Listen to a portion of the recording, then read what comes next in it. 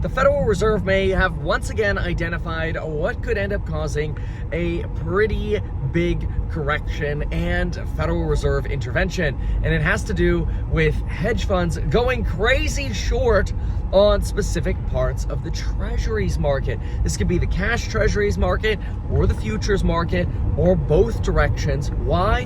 Because in short, there are massive dislocations between the prices of the two, like a 10-year treasury futures contract or just a 10-year treasury could have a few basis points of a difference. So you go super short one, long the other to pick up those bips basically.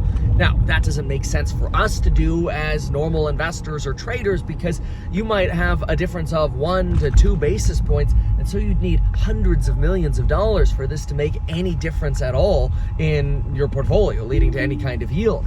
So, who does it? The hedge funds. And what do they do it with?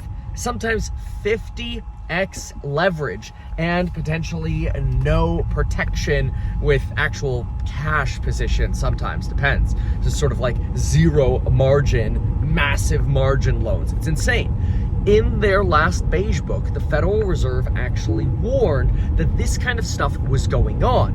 And now the Commodity Futures Trading Commission has come out and said, yeah, there are unusually high levels of short in the futures, as a treasury futures market. We're seeing similar things going on in the regular treasury market.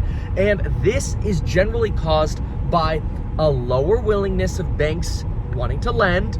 There's more cash. Cash is no longer trash again. Economic uncertainty. I don't know what's going to happen with rates. So again, people want to hold on to their cash just a little longer. And what does that end up doing?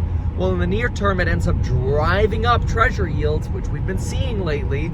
And it just sets up for more of that risk that we could end up getting that black swan oopsie doopsies. Now, when's the last time that sort of black swan oopsie doopsies happened from or within the treasuries market? Well, it was during March of 2020, and it actually forced the Fed to go into the market with even more stimulus than they expected. So, long and short out of all of this is, yes, today there's an expiring coupon code linked down below for the programs of Building Your Wealth, the building discounts, the lifetime access to the course member live streams, all the good stuff, and you'll love it. Send us an email at staff@meetkevin.com if you got any questions for bundling up. We got McKay on standby for you. But otherwise, what does this actually potentially mean in the near term? Well, what it means is the Federal Reserve has to be careful with not only how much they're raising rates because of the actual economic impacts, but also because of the crazy dislocations going on in the treasury market, which are actually keeping yields potentially higher than they ought to be right now and tightening financial conditions more than necessary. Think about it. As the 10-year treasury yield goes up, and even the 2-year and across the curve, all yields are going up. You're actually tightening financial conditions, making borrowing more expensive, and you're basically essentially giving the market a rate increase without the Fed actually giving the market a rate increase. And at the same time, the higher the Fed does go, the more you potentially exacerbate the short selling disaster, which can unwind very, very quickly thanks to massive margin calls. So expect, well, maybe we shouldn't say expect, but it is highly likely that at some point we're going to have another March of 2020 style credit event where all of a sudden the hedge funds absolutely lose it in the treasury market. Somebody gets heavily burned, which leads to somebody not delivering, which leads to somebody else getting heavily burned because everybody's levered up to the you know what. And when it breaks, the Fed's gonna have to come in and actually stabilize the treasury market. And what's the likely outcome of that? A massive and sudden decline in interest rates. So in the short term, that might not mean anything bad for being exposed to treasuries in terms of owning the actual bond, because, you know, as yields fall, bond prices should go up. It might not be so bad either in the stock market because, well, eventually it would just drive yields lower, and especially after the Federal Reserve's intervention. And, well, that's the direction we think things are going anyway. I mean, think about it. There's no reason overnight repos are trading at 5.5 and the 10-year is at 4.3. Like, why? You know, so why would you ever buy the 10-year right now? Well, the only reason you would buy the 10-year bond as opposed to overnight money markets, or which is basically your access to the repo market, is because you thought that rates were going to fall, leading to capital gains and appreciation in the treasury market.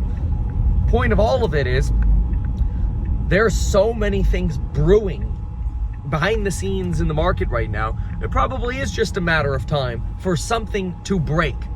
Now, the practical question is that bearish or is that bullish?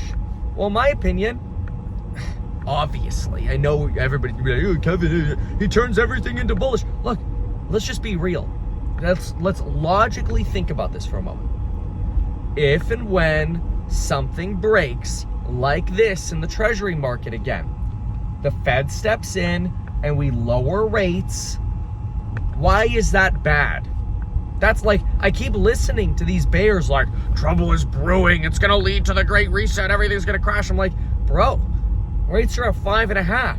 All the Fed's gonna do is, okay, we'll reduce rates to 3% and it'll solve everything. And it will. It'll keep the big bad Ponzi scheme going. Don't get me wrong, I think it's all a Ponzi too. I just don't think it's gonna blow up, you know, in any point, well, in the near future here. So my point is, I would rather be positioned to benefit from it by being a little long some of these treasury bonds, and not only being long some of the treasury bonds, but also being long stocks, because I expect when that violent cut comes, well, let's just say when that violent cut comes, it's going to be a little enthusiating to the stock market, because I think what we'll realize is, okay, great, this sort of margin call disaster occurring in the hedge fund market doesn't necessarily mean the economy is screwed. It could happen. It could coincide with a bad economy and a recession, right? And then you have the bear argument. But if there's no recession and there's no massive inflation problem that's left, and inflation is gone, and the Fed does have the ability to intervene and cut rates, great. Don't y'all remember back when rates were zero? Everybody's freaking out about like, oh, if rates are zero, how is the Fed ever going to cut rates to bail out markets? Well, now they're 5.5. They got a long way to go to be able to cut rates. So anyway, that's my take on all this. Yeah, that's not a surprise. Once again, Kevin's trying to go with a bullish argument, but it's just what I think. It's what I believe. Anyway, we're almost at 8 minutes, which is where you add monetization to the video. So I'll end it before that. Love y'all. Bye.